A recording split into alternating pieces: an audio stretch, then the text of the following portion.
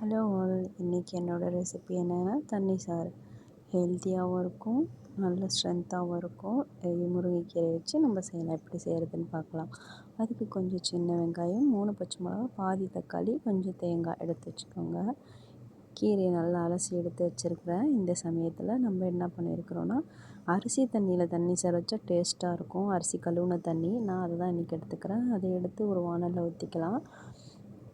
ஊற்றிட்டு அந்த தண்ணி கூடயே நம்ம எடுத்து வச்சுருக்கிற காயெல்லாம் போட்டுக்கலாம். வெங்காயம், அந்த பச்சை மிளகா, அதுக்கப்புறமா பாதி தக்காளி, அதையும் போட்டு அது நல்லா கொதிக்க விடலாம். அது கொதிச்சிட்ருக்கிறப்பயே இங்கே நம்ம என்ன ரெடி பண்ணலான்னா, தண்ணி சாருக்கு தேவையான தேங்காய் பேஸ்ட்டு ரெடி பண்ணுவோம். அதுக்கு கொஞ்சம் போல் தேங்காய், 1 ஸ்பூன் பெருஞ்சீரகம், 2 ஸ்பூன் மிளகு, 1/2 ஸ்பூன் சீரகம் எல்லாம் போட்டு நல்லா பேஸ்ட்டு மாதிரி அரைச்சி வச்சுக்கலாம்.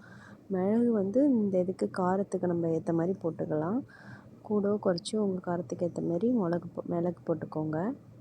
இப்போ இங்கே தண்ணி நல்லா கொதிச்சுட்டு இந்த சமயத்தில் நம்ம எடுத்து வச்சுருக்கிற கீரையை போட்டுடலாம். கீரை ஒரு 5 நிமிஷம் கொதிக்கட்டும். அதுக்கப்புறம் தேங்காய் ஊற்றிட்டு அதுக்கப்புறம் ஒரு 5 நிமிஷம் கழித்து கொதிக்க விட்டோன்னா சூப்பரான தண்ணி சாறு ரெடி ஆகிடும். இப்போ பார்த்திங்கன்னா நல்லா வெந்துருச்சா.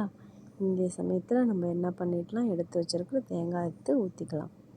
தேங்காய் ஊற்றிட்டு மிக்ஸி ஜாரை கழுவி அதில் ஒரு அந்த மிக்ஸி கழுவி அந்த தண்ணியை அதில் ஊற்றிக்கலாம். ஓகேங்களா. இது எதுக்கெலாம் சாப்பிட்லான்னா, வயிற்று புண்ணு, வாய் புண்ணு இருக்கிறவங்கலாம் இதை சாப்பிட்லாம். அவ்வளோ நல்லது. முருங்கைக்கீரை நம்ம அடிக்கடி சேர்த்துக்கணும். வாரத்தில் 2 நாள் இல்லைன்னா 3 நாளாவது எந்த கீரை இருந்தாலும் தாராளமாக எடுத்துக்கலாம். முருங்கைக்கீரை ரொம்ப பெஸ்ட்டு. எங்கள் சேனலை பிடிச்சிருந்தா லைக் பண்ணுங்கள், ஷேர் பண்ணுங்கள், சப்ஸ்கிரைப் பண்ணுங்கள்.